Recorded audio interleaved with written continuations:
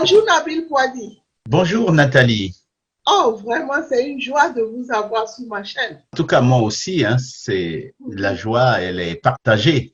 Oui, depuis qu'on s'est vu en France pour l'interview, on ne s'est plus revu. C'est vrai, c'est Mm. vrai. Depuis notre interview à Paris, je saisis l'occasion pour te remercier, Nathalie, de m'avoir invité sur ta chaîne. Oui, non, c'est une joie, hein. Tu m'as fait au moins 2 interviews en France sur Radio Harmonie. J'ai jamais oublié. Vous savez, les gens ont beaucoup aimé. Mes collègues ont réclamé, c'est qui ce monsieur-là qui parle bien? Mais j'ai dit, c'est un monsieur qui est d'origine togolaise. On ne dirait pas, mais qui est vraiment professionnel. Et aujourd'hui, c'est une joie, en fait, de vous faire le retour. Est-ce que vous pouvez me dire qui est Nabil Pouadi? Alors, moi, je suis effectivement, comme vous l'avez dit, Nabine Pouadi. Je suis originaire du Togo, Mm. plus précisément de Bassar, Oh, wow! et fier d'être originaire de ce beau pays, le Togo, et Oh, de ce pays wow! Bassar. Mais vous n'avez pas l'air d'un bâtard, hein, on peut le dire tout de suite. Oui, c'est Non, vrai. mais vous savez, l'origine, c'est très important Mm, de considérer d'où l'on vient.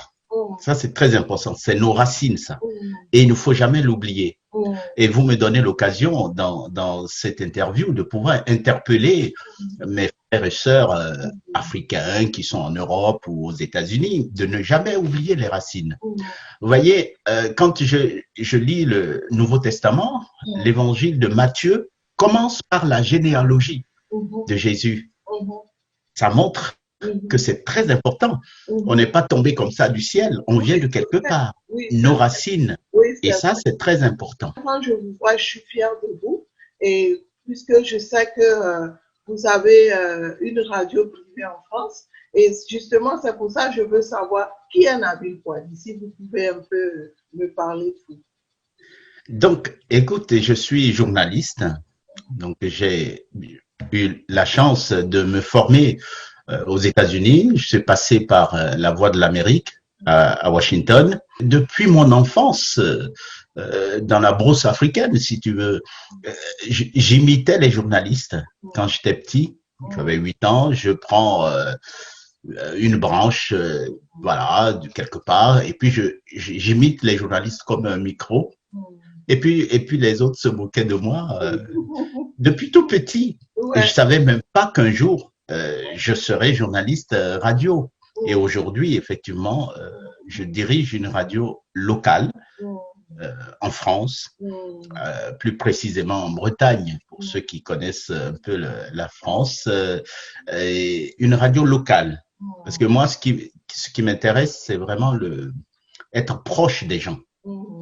Et avec une radio locale, on peut vraiment exercer euh, un travail de proximité sur le terrain, de donner la parole à ceux qui n'ont pas de voix. C'est-à-dire que c'est pas tout le monde qui peut intervenir dans les grandes radios qui sont comme France Inter, comme RFI ou d'autres. Mais des radios comme les nôtres, qui sont une radio associative, une radio communautaire, eh bien, on donne la parole aux gens, aux associations, aux personnes qui dirigent ces associations, de parler de leurs actions, et ça fait énormément de bien aux gens. Et moi, ça, c'est ce que je fais chaque jour, en tout cas. Et en fait, c'est quoi le nom de votre radio, si vous pouvez me... Alors, la radio s'appelle Radio Harmonie Cornouailles. Donc, la Cornouaille, donc c'est toute une partie donc de la Bretagne, vous voyez, dans le Finistère, autour de Quimper. Donc, cette radio, elle est basée là-bas, elle est vraiment locale. C'est vraiment sur un rayon de 30 à 40 kilomètres autour de la ville de Concarneau, une très belle ville côtière, superbe à visiter un jour. Oui, Et, invité, et oui, vous effectivement, m'invitez. et tu es déjà invité, hein? Oh, merci d'avance, hein. Oui. Donc, on diffuse autour de cette ville, mais ce qui est intéressant, c'est que partout dans le monde, on peut nous écouter sur Internet en tapant www.radio-harmonie radioharmonie.com. Et quelles sont vos activités en fait, si vous pouvez un peu me parler de vos activités, puisque c'est une radio locale? Ben, écoute, nous diffusons de la musique, toutes sortes de musique, et on fait aussi des infos locales, des interviews, des associations, les responsables du monde culturel qui viennent parler de leurs actions. Et donc, chaque jour, c'est ce que je fais, moi. Je suis en contact avec les gens, je suis sur le terrain pour faire des reportages. Par exemple, la semaine dernière, la ministre des Sports est venue visiter un centre prioritaire, c'est un centre adapté aux personnes handicapés. Donc, je suis allé faire un reportage là-dessus pour faire connaître le centre et pour mettre en valeur ce que les gens au niveau local font, mais que personne ne sait. Vous voyez? Donc, c'est vraiment mes activités. À la radio, pour faire les informations locales, et puis, donc, essayer également d'aller sur le terrain pour faire des reportages sur ce qui se passe réellement et autour donc de la ville de Concarneau, que les gens n'ont pas l'occasion d'entendre sur d'autres radios. Vous voyez? Donc, mes activités tournent autour de ça. Et puis, effectivement, comme je suis profondément chrétien, fier de le dire aussi, le dimanche, j'essaie d'encourager les chrétiens dans une assemblée où j'apporte la parole de Dieu pour édifier le corps de Christ. Puisque vous m'avez dit que vous avez hérité de cette radio, depuis combien d'années maintenant que vous l'avez hérité? Et est-ce que vos activités ont changé par rapport à avant que vous l'avez hérité? Ou bien vous avez juste continué de faire la même chose que l'ancien propriétaire? Cette radio donc, a été créée par un pasteur anglais en 2001. Donc, ce pasteur a été malade pendant longtemps et malheureusement, il est décédé en 2003. Donc, depuis 2003, moi, j'ai repris la radio tout en gardant la ligne éditoriale de cette radio, qui est donc une radio protestante, on va dire. Mais moi, j'ai ajouté l'aspect ouverture de cette radio. Et c'est-à-dire que pour moi, j'imagine si Jésus était là et venu, eh bien, il allait s'intéresser à ce qui se passe dans la ville. Il va aller poser des questions, comme il a fait, pour ceux qui connaissent la Bible, dans Jean au chapitre 4, à la femme samaritaine, Jésus est allé demander de l'eau à boire. Et au travers de leur discussion, eh bien, ils ont parlé des choses spirituelles. Et donc, moi, je pense que moi, j'ai ajouté cette dimension-là qui consiste à aller vers les gens, à s'intéresser à ce qu'ils font et leur donner l'occasion de poser des questions sur Dieu. Et dans ce cas, ça me permet de parler de Dieu. Vous voyez, tout naturellement. Et j'ai ajouté aussi les informations toutes les heures sur Radio Harmonie de Radio France Internationale. Parce que j'estime que on doit être ouvert à ce qui se passe dans le monde. Donc, avec la ligne éditoriale de cette radio, c'est vraiment d'être une radio profondément chrétienne, mais ouverte à ce qui se passe dans le monde. Nous, notre philosophie, si tu veux, c'est de penser globalement et d'agir localement. C'est-à-dire que, OK, je suis informé de ce qui se passe dans le monde et qu'est-ce que moi je fais dans mon coin. Et donc, j'essaie de prendre ce qui est bien, donc pour pouvoir le partager autour de moi. Donc, cette radio, elle est construite sur ces piliers-là, sur ces valeurs-là. Vous faites tout seul ou vous avez quand même des employés qui vous aident de temps en temps? En tout cas, moi, je suis le seul permanent dans cette radio, entouré d'une dizaine de bénévoles. Oh, okay. Donc, des gens qui viennent m'aider dans le secrétariat, par exemple, la gestion. Vous savez, dans toute association, il faut la trésorerie, il faut même les choses tout pratiques pour nettoyer, pour faire ceci. Donc, il y a tous les bénévoles qui viennent donner un coup de main pour faire avancer le travail. Je voudrais savoir en fait si la radio Harmonie est une radio chrétienne ou bien c'est une radio où tout le monde peut venir se retrouver.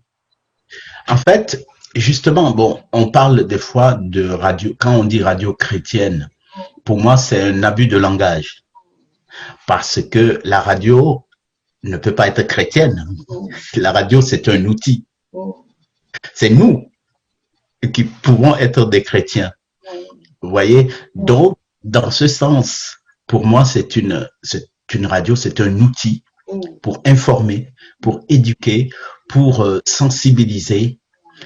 Vous voyez? Et donc, mon action dans cette radio, c'est vraiment d'informer les gens sur ce qui se passe, de les interpeller par rapport à la foi chrétienne, par exemple, par des petits témoignages ici et là. Montrer que on peut être chrétien et vivre dans la cité avec tout le monde. Cela veut dire que tous ceux qui viennent là-bas peuvent être de n'importe où, ils peuvent être même pas chrétiens, venir participer, c'est ça? Effectivement, oui, il y a des gens donc qui viennent aider, qui ne sont pas chrétiens, qui font par exemple, on a eu par exemple quelqu'un qui faisait une émission sur le jazz, il n'était pas chrétien, mais le fait de nous côtoyer à la fin, il a pris conscience de son besoin d'évangile, vous voyez. Donc nous on est ouvert à ce que les gens viennent du moment où ils ne cherchent pas à modifier ou à changer notre ligne éditoriale, ils sont les bienvenus. Est-ce que c'est une radio à but lucratif ou bien à but non lucratif? En France, on appelle une radio associative, donc de catégorie A. Donc, ce n'est pas à but lucratif. Ouais. C'est sous forme d'association, c'est pour ça que vous recevez les bénévoles et tout le monde qui peut venir. Exactement, exactement. Mais est-ce que vous avez des partenaires? Oui, des radios partenaires, par exemple, d'autres radios associatives qui ont la même ligne éditoriale sont nos partenaires. On fait des échanges d'émissions, par exemple, et aussi des partenaires institutionnels avec lesquels on travaille. Par exemple, les musées qui sont autour de nous sont nos partenaires au niveau du travail. Les centres culturels aussi, parce qu'il faut informer les gens. Il faut que les gens aillent chercher la culture. C'est aussi important. Vous voyez, être curieux. Que ce soit au niveau chrétien, la culture chrétienne, la culture en général, c'est très important. Et donc, on a tous ces partenaires-là avec lesquels on travaille. Mais comme c'est une radio associative qui n'a pas une visée lucrative, on ne fait pas de l'argent. Pour ça, on fait un échange de services avec ces institutions, avec ces partenaires. L'État français donne une subvention chaque année à toutes les radios associatives, donc qui couvre peut-être 50% du budget pour notre cas. Donc, et les 50%, eh bien, soit c'est des généreux donateurs, des auditeurs qui spontanément nous font des petits dons. Donc, j'allais justement vous demander si vous avez des sponsors. Justement, ben, vous savez, une petite structure comme la nôtre, on a besoin de sponsors. Vous faites tout ce que vous faites localement ou bien vous allez ailleurs aussi, peut-être pour représenter votre radio? Je participe souvent à des séminaires des journalistes ou à des formations, par exemple à Bruxelles.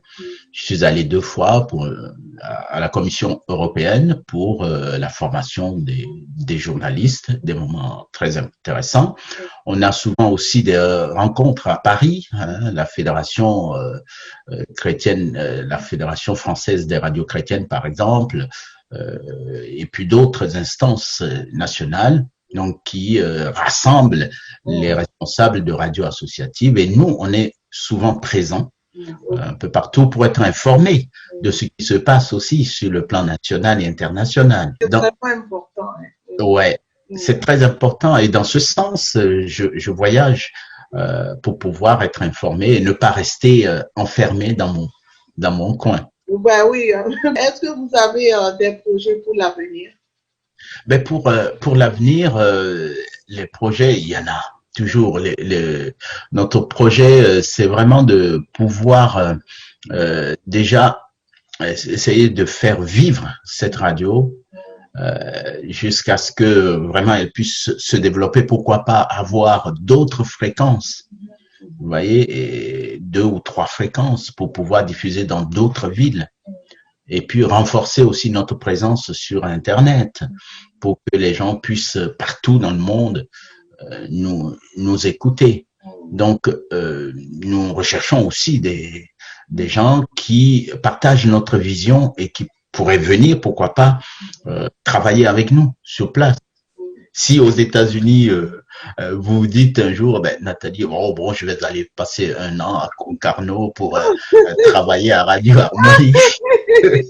Pourquoi pas, quoi. Pourquoi pas. Donc, on est vraiment ouvert, des gens qui ont vraiment une vision donc de la radio comme un outil d'information, de sensibilisation. Eh ben, vraiment, on serait ravis d'avoir des gens comme ça. Ça fait partie de nos projets. Est-ce que vous avez quelqu'un à remercier en ce moment? D'abord, je remercie le Créateur de toutes choses, notre Seigneur Jésus, qui, grâce à lui, et que cette radio existe, grâce à lui que j'existe, que c'est lui qui m'a donné le souffle et la vie. Je ne peux que le remercier d'abord, et puis remercier aussi ma famille qui me soutient, que ce soit ici, mon épouse, mes enfants, et puis ma grande famille au Togo, qui pense à moi et qui prie pour moi, et ça me fait plaisir. Mais aussi toute la grande famille d'amis du Togo qui prie pour le ministère de Radio Harmonie. J'ai même des amis aux États-Unis qui sûrement verront cette vidéo et qui prient pour nous, et je les encourage et je les remercie vivement. Et je te remercie aussi, Nathalie, de me faire connaître. Et puis de relayer cet appel à la prière pour soutenir Radio Harmonie. Est-ce que vous avez un mot de fin? Le mot de fin, c'est effectivement d'encourager ceux qui écoutent ce partage à pouvoir faire confiance à Dieu. Parce que nous vivons une période, une crise sanitaire qui peut créer ou générer des craintes et des peurs pour l'avenir. Mais celui qui se confie en l'Éternel, celui qui donne sa vie à Jésus n'a rien à craindre, que ce soit dans ce monde ou dans le monde à venir. Parce que notre Seigneur, il est vivant pour toujours. Il est ressuscité, Jésus. Ouais. Et que nous, on soit en vie ou qu'on meure, eh bien, on est entre ses mains et il est capable de nous ressusciter, nous donner la vie ici et dans l'au-delà. Donc, n'ayons pas peur, mettons notre confiance en Jésus-Christ pour pouvoir traverser cette situation, cette crise sanitaire que nous connaissons aujourd'hui. Nabil Pouadi, merci beaucoup d'être venu sur ma chaîne. Je suis très honorée et je suis très contente de vous avoir. On a passé un bon moment là, en ce moment, et partagé nos idées. Et je vous remercie encore, puisque quand j'étais venue en France, vous m'avez reçu, vous m'avez interviewé et je suis très contente, je n'ai jamais oublié. Je vous suis vraiment reconnaissante. Merci beaucoup, merci d'être venu et puis à très bientôt.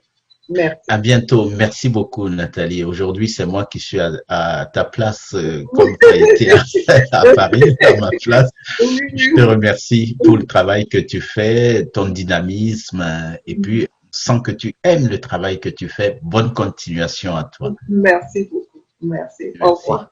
Au revoir.